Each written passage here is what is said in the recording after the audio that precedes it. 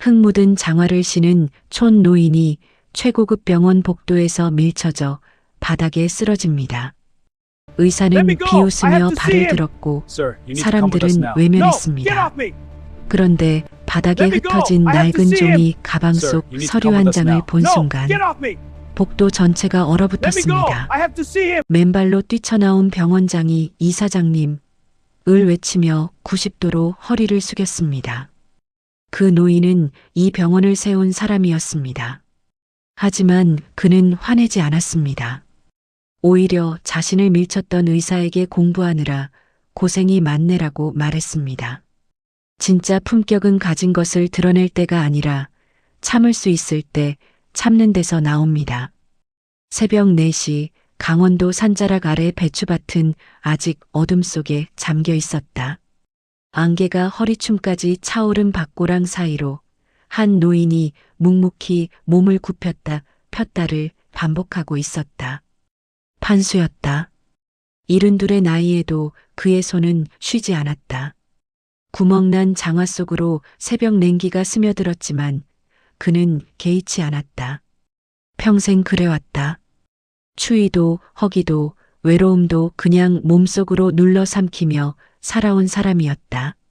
손등이 갈라터진 지는 오래였다.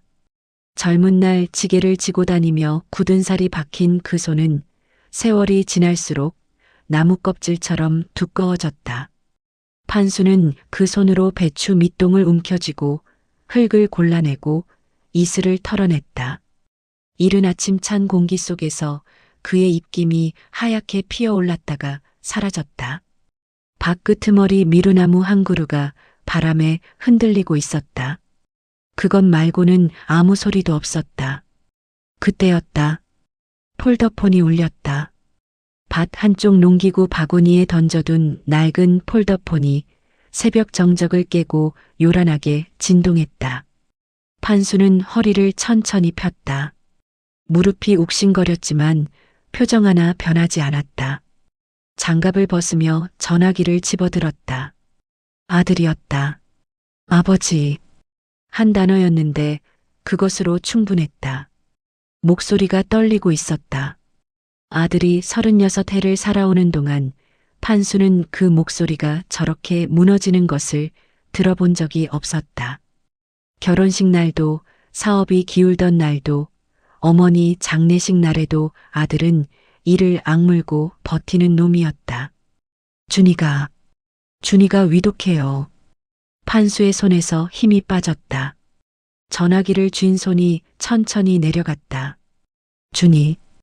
올해 8살 눈이 반달 모양으로 휘어지도록 웃는 아이. 할아버지 밭에 와서 지렁이를 잡겠다고 고무장화를 신고 설쳤던 아이. 지난 추석에 판수의 무릎에 앉아 할배, 나중에 나 장가가면 할배랑 같이 살 거야라고 했던 아이. 위독하다는 말의 뜻을 모르는 사람은 없다. 하지만 그 말이 내 살부치의 이름 앞에 붙을 때 사람은 그 순간 언어를 잃는다. 판수는 말을 하지 않았다. 할 수가 없었다. 흙 묻은 손으로 천천히 얼굴을 감쌌다. 눈물이 나오려 했지만 그는 이를 꽉 깨물었다. 평생 울지 않았다. 아내가 떠나던 날도 혼자 빈집에 돌아오던 그 밤에도 눈물 대신 소주 한 병을 마셨다. 눈물은 쏟고 나면 더 허해진다는 것을 그는 오래전에 배웠다. 아버지, 지금 올 수 있어요? 간다. 딱 한마디였다. 트럭 시동이 걸리지 않았다. 1번, 2번, 3번. 낡은 엔진이 컹컹거리며 버텼다. 판수는 욕도 하지 않았다. 그냥 다시 키를 돌렸다. 4번째에 엔진이 겨우 살아났다. 그는 엑셀을 밟기 전 잠깐 멈췄다. 뒷마당으로 걸어갔다. 장독대 옆 깨진 항아리 뒤쪽. 그 안에 오래된 종이 가방 하나가 있었다. 신문지로 여러 겹 감싼 낡고 구겨진 가방. 판수는 그것을 꺼내 겨드랑이에 끼웠다. 무슨 내용인지 새삼 확인하지 않았다. 수십 년 동안 단 한 번도 꺼내 쓴 적 없는 물건이었다. 트럭이 비포장 흙길을 빠져나가며 먼지를 일으켰다. 백미로 속으로 배추밭이 멀어졌다. 판수는 한 번도 뒤를 돌아보지 않았다. 그의 눈은 오직 앞만 보고 있었다. 차 안에는 아무 음악도 없었다. 엔진 소리와 그의 거친 숨소리만이 새벽 공기를 채웠다. 서울이 보이기 시작했다.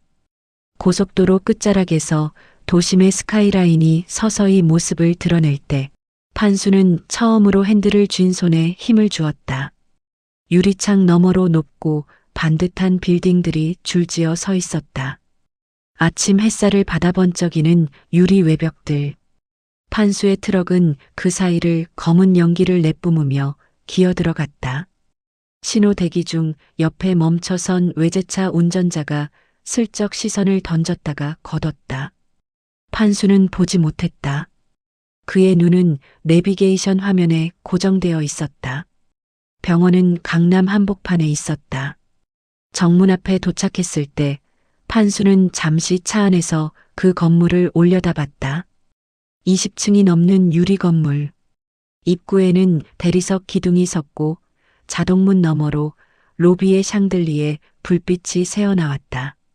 흰 유니폼을 입은 직원들이 분주하게 움직이는 모습이 보였다. 판수는 종이 가방을 겨드랑이에 끼고 차 문을 열었다. 경비원이 먼저 다가왔다. 키가 크고 어깨가 넓은 젊은 남자였다. 그는 판수의 장화를 내려다봤다. 흙이 굳어붙은 장화. 해진 작업복 소매. 경비원의 표정이 굳었다. 어르신, 여긴 하역장이 아닙니다. 물품 납품이시면 후문으로 가셔야 해요. 판수는 멈칫했다. 그리고 천천히 고개를 들어 경비원을 바라봤다. 손자가 입원해 있어. 면회 왔네. 경비원은 잠깐 판수를 훑어보더니 고개를 돌렸다.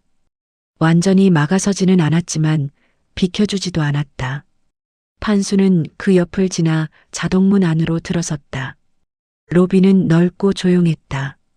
소독약 냄새와 고급 향수 냄새가 뒤섞인 공기가 코를 찔렀다. 안내 데스크에는 단정하게 차려입은 젊은 여직원 둘이 앉아 있었다. 판수가 다가가자 한 명이 시선을 들었다가 아주 짧은 순간 표정이 흔들렸다. 어르신, 예약 확인 먼저 해드릴게요. 성함이 어떻게 되세요? 박준서. 내 손자야. 어젯밤에 응급으로 왔다고 했어. 직원이 모니터를 들여다봤다. 손가락이 빠르게 움직였다. 보호자분 성함은요?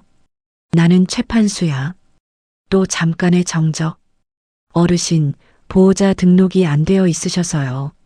직계 가족분이 직접 오시거나 아니면 등록 절차를 먼저 밟으셔야. 판수의 눈이 가늘어졌다. 그는 말을 끊지 않았다. 직원이 설명을 이어가는 동안 그냥 듣고 있었다. 하지만 그의 턱 근육이 서서히 굳어가고 있었다. 엘리베이터를 겨우 탔다. 아들이 병실 층수를 문자로 보내왔다. 문이 닫히자 엘리베이터 안에 서너 명이 함께였다. 정장 차림의 중년 남자, 꽃다발을 든 젊은 여자, 흰 가운을 걸친 의사. 판수가 들어서자 공간이 미묘하게 좁아지는 느낌이 들었다. 누구도 말을 하지 않았다. 하지만 판수는 알 수 있었다. 옆 사람이 아주 살짝 몸을 옆으로 비튼 것을, 자기 쪽으로 바람이 오지 않게 하려는 무의식적인 움직임. 땀 냄새가 났다. 판수 자신도 알고 있었다. 새벽부터 밭에서 일하고 3시간을 달려왔다. 씻을 시간 같은 건 없었다. 그는 정면을 바라보며 층수 표시등이 바뀌는 것만 지켜봤다. 복도에서 젊은 의사가 차트를 들고 걸어오다 판수와 마주쳤다. 의사는 멈춰섰다. 그의 눈이 판수의 아래 위를 훑었다. 아주 빠르게, 그러나 분명하게. 보호자분이세요? 여기 면회는 사전 등록된 분만 가능한데요. 손자 보러 왔네. 최판수야. 성함은 알겠는데요. 규정상 등록이 안 된 분은 들어가실 수 없어요. 밖에서 대기하세요. 목소리가 낮고 단호했다. 틀린 말이 아닐 수도 있었다. 하지만 그 말투 속에는 뭔가 다른 것이 섞여 있었다. 설명이 아니라 선을 긋는 것. 당신은 여기 어울리지 않는다는 것. 판수는 아무 말하지 않았다. 복도 끝 구석진 벤치에 앉았다. 등받이도 없는 딱딱한 벤치였다. 그는 종이 가방을 두 손으로 꼭 껴안은 채 고개를 살짝 숙였다. 손자가 있는 병실은 복도 끝에 있었다. 유리문 너머로 희미하게 불빛이 보였다. 판수는 그 불빛을 가만히 바라봤다. 마른 침을 삼켰다. 아무도 그를 보지 않았다. 얼마나 지났을까? 복도의 형광등은 아무 감정 없이 하얗게 빛났다. 판수는 벤치에 앉은 채 꼼짝도 하지 않았다. 종이 가방을 무릎 위에 올려놓고 두 손을 그 위에 가지런히 얹었다. 지나가는 사람들은 그를 보지 않았다. 간호사들이 빠른 걸음으로 지나쳤고 보호자들이 삼삼오오 이야기를 나누며 스쳐갔다. 판수는 그 모든 것을 그냥 받아들이고 있었다. 평생 그래왔듯이. 그때 아들에게서 문자가 왔다. 준이 상태가 조금 안정됐다고. 지금 검사 중이라고. 판수는 문자를 읽고 폴더폰을 접었다.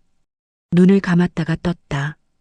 가슴 한쪽이 조금 풀렸지만 직접 눈으로 보기 전까지는 믿을 수 없었다.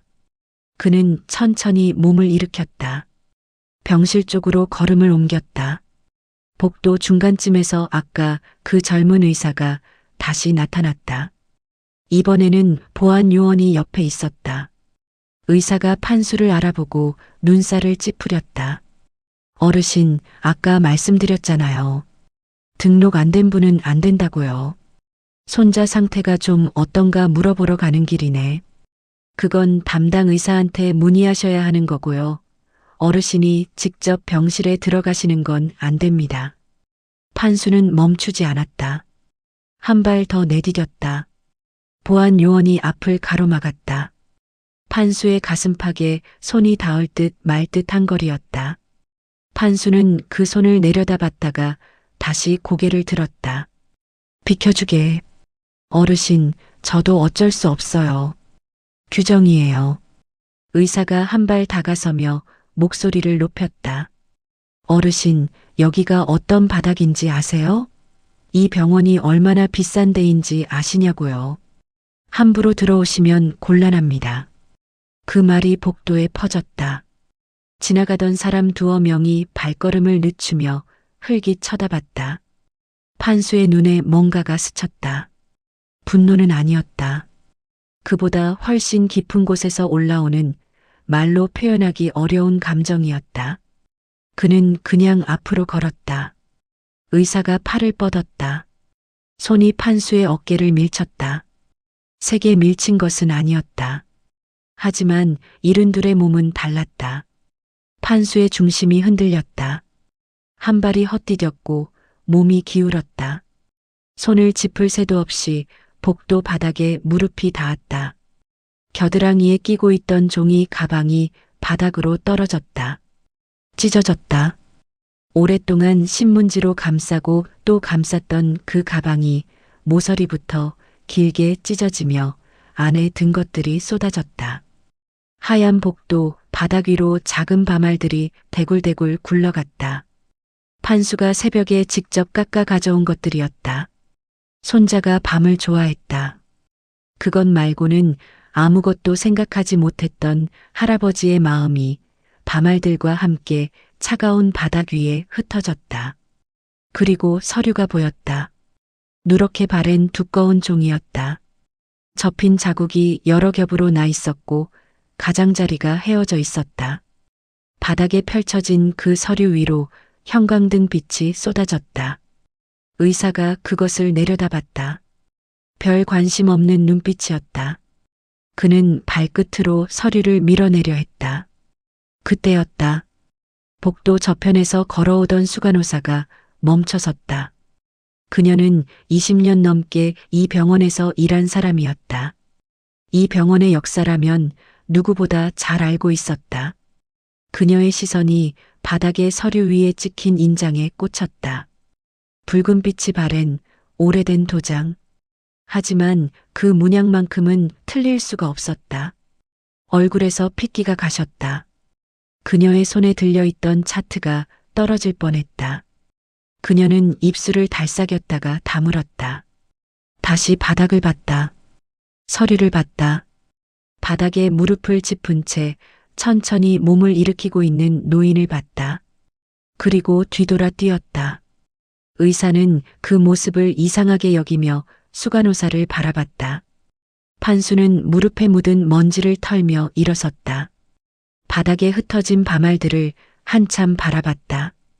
허리를 굽혀 하나씩 주워 담을 힘이 남아 있는지 그는 잠깐 자신에게 물었다. 그리고 천천히 몸을 낮췄다. 밤알을 집었다. 또 하나를 집었다. 무릎이 쑤셨지만 멈추지 않았다.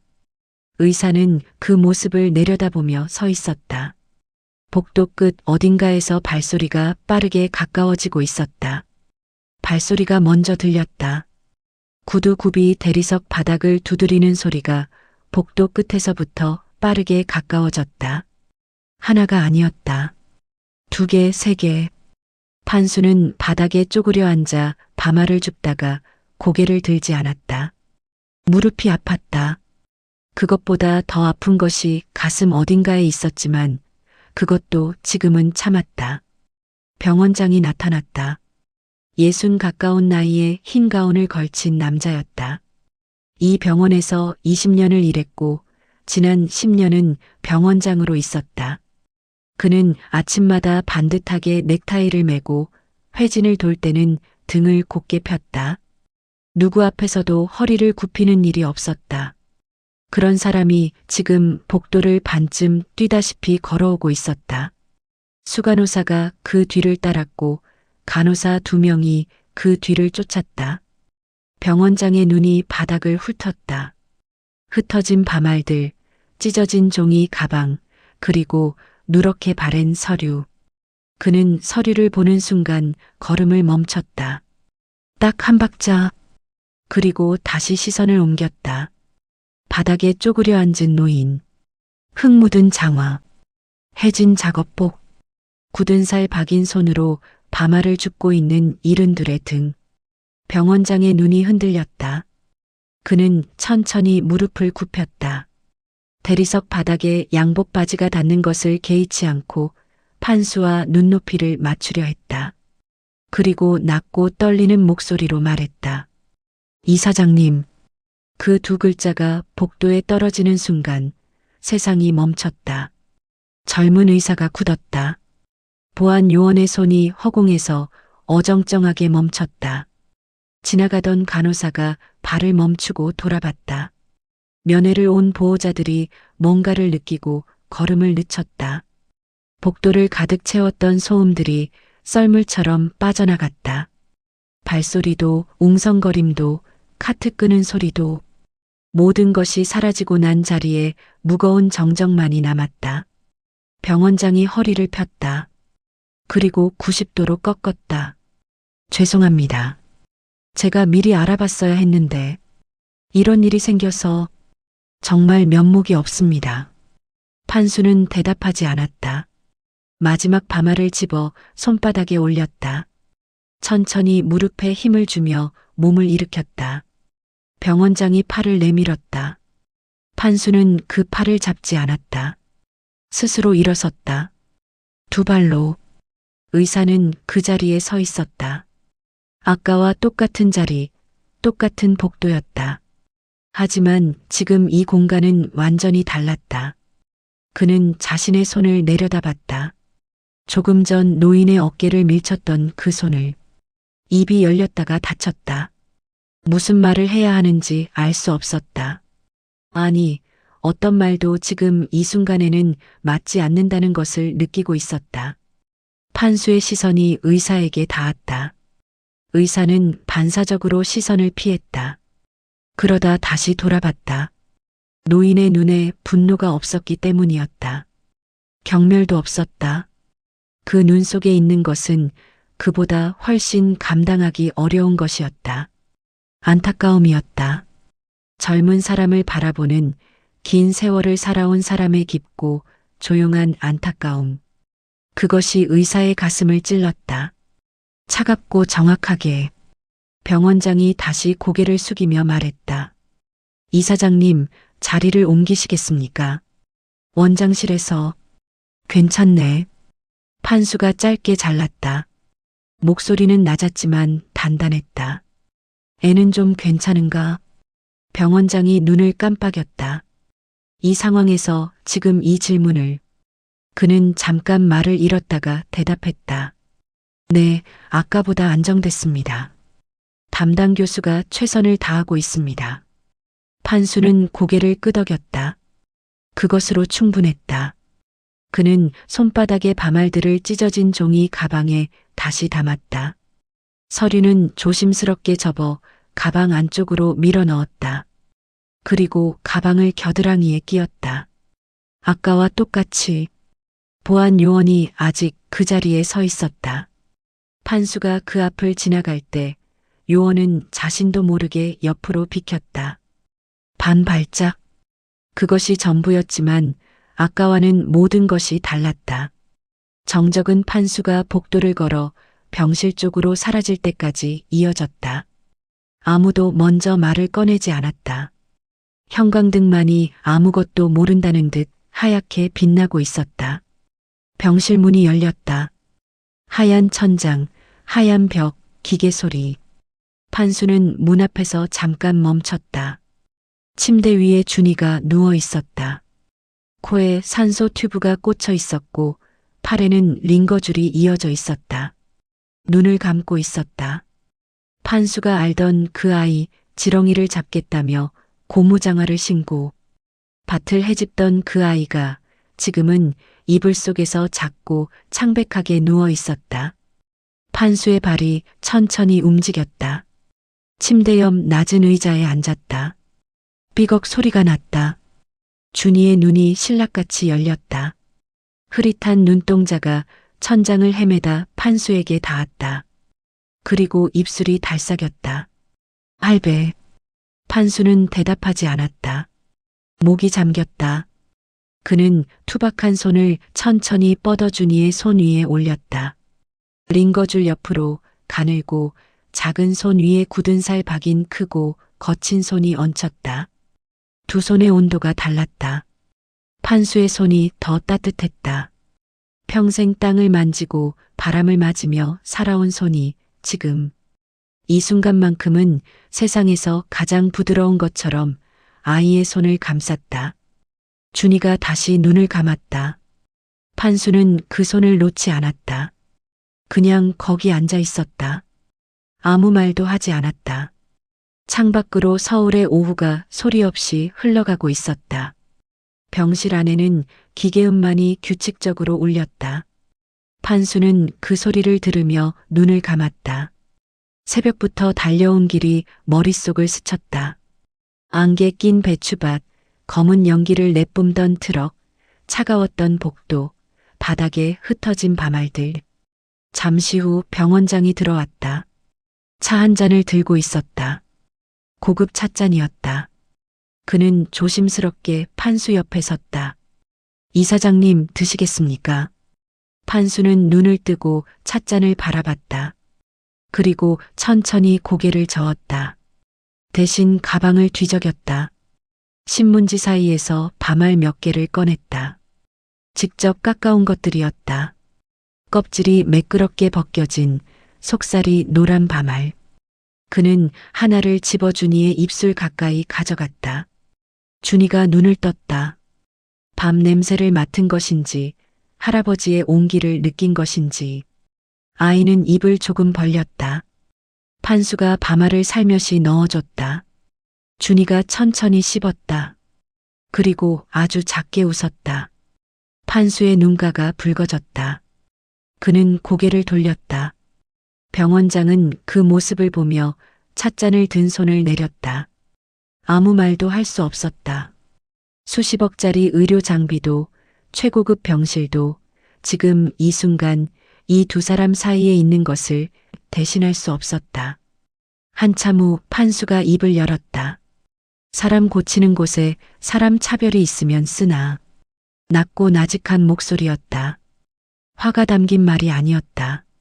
훈계도 아니었다. 그냥 오래 살아온 사람이 당연하게 여기는 것을 당연하게 말하는 것이었다. 병원장은 고개를 숙였다. 뒷목이 뜨거워졌다. 20년 동안 이 병원에 있으면서 한 번도 생각해 보지 않은 말이었다. 아니, 생각하지 않으려 했던 말이었다. 준이가 다시 잠들었다. 판수는 천천히 몸을 일으켰다. 무릎이 아팠지만 소리 내지 않았다. 종이 가방을 챙겼다. 병원장이 뭔가를 더 말하려 했지만 판수는 이미 병실 문 쪽으로 걷고 있었다. 복도에 그 젊은 의사가 서 있었다.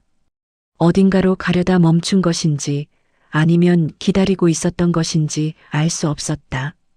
의사는 판수를 보자 시선을 내렸다. 무슨 말을 해야 할지 모르는 사람의 얼굴이었다. 판수가 그 앞에 섰다.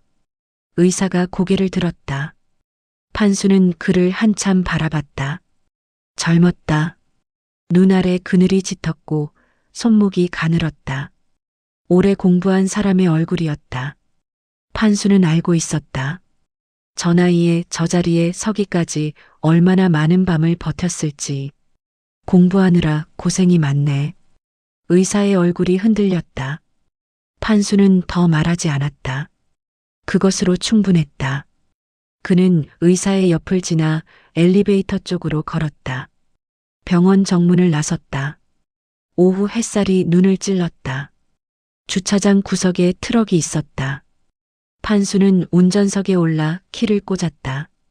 시동이 걸렸다. 이번에는 한 번에. 백미러의 얼굴이 비쳤다. 주름진 눈과 거무스름한 볼, 흰 머리카락. 판수는 자신의 얼굴을 잠깐 바라봤다. 그리고 웃었다. 소리 없이 아주 작게. 트럭이 병원 주차장을 빠져나왔다. 서울 도심을 가로질러 고속도로로 들어섰다. 강원도로 향하는 길, 노을이 하늘을 물들이고 있었다. 붉고 깊은 색이었다. 판수는 창문을 조금 열었다. 바람이 들어왔다. 차갑고 깨끗한 바람이었다. 트럭은 달렸다. 노을 속으로 천천히.